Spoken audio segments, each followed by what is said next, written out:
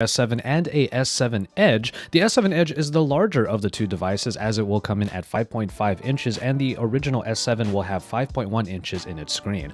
Overall, that means that this metal frame with the dual glass panels is going to feel pretty easy in the hand, especially for one-handed usage. But as is the case with both of these devices, the backings are now both curved. It's almost as if they took a shrink ray to the Galaxy Note 5. Those curves do make the phone really sit nicely in the hand, and the ergonomics are even better this time around. But overall, this is the same type of phone that you might remember from the Galaxy S6 with only a few little refinements. For example, the camera bump has been minimized on the backing, of course, and the front home button is a little bit more flush with the actual body itself. Probably one of the best additions on this phone is a returning feature from the Galaxy S5, water and dust resistance. What we have here is an IP68 rating, so it will be able to take a splash and even a tumble and still be able to keep kicking. And as long as we are talking about returning features, we do have the microSD card slot coming back to the Galaxy line. It is now part of the dual SIM tray, so you should be able to have dual SIMs or just replace one with a microSD card slot in order to bolster the onboard storage. The display is the same AMOLED screen that comes in at Quad HD resolution and is 5.1 inches in size, and that means high pixel density along with all of the colors that pretty much pop out and punch you in the face. That means a pretty enjoyable experience on here, however, and if it's any indication from the Note 5 and the S6 before it, the S7 should still provide a pretty great experience when it comes to viewing media, games, and text.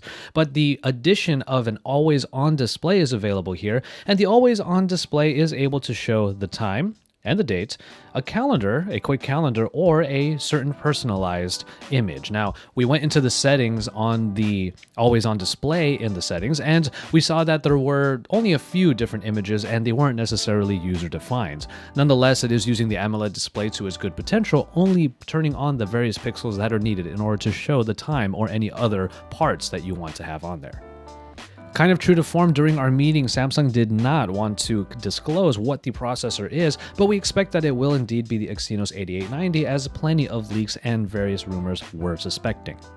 Speaking of the processor, however, Samsung has found a way to keep it cool under intense load, especially during gaming. There's actually a copper pipe that will run next to the processor that has water inside that will continuously condense back into form in order to keep cooling the processor, especially under very heavy loads.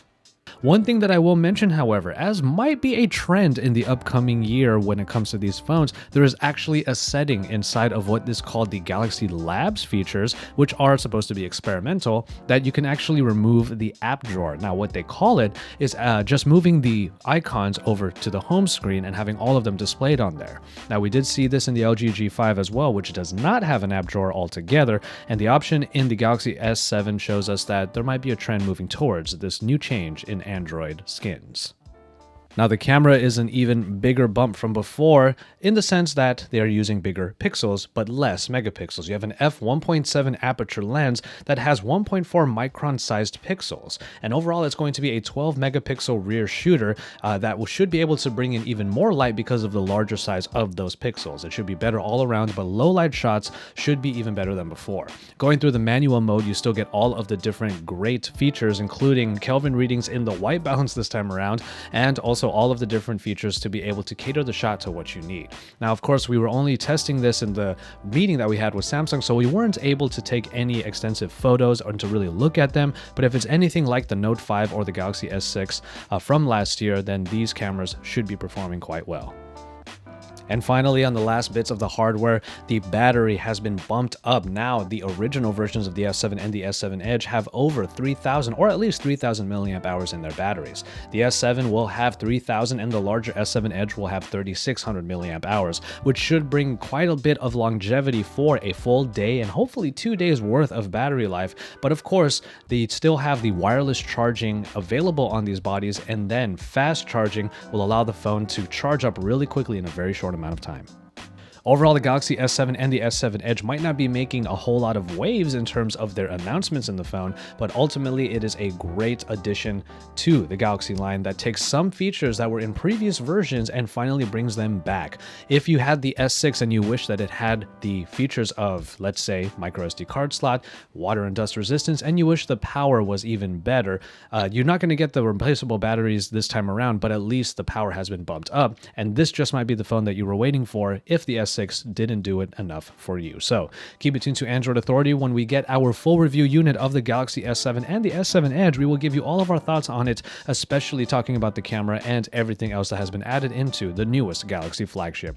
Keep it tuned here for even more about the Samsung Galaxy S7 and even more from MWC 2016, because we are your source for all things Android.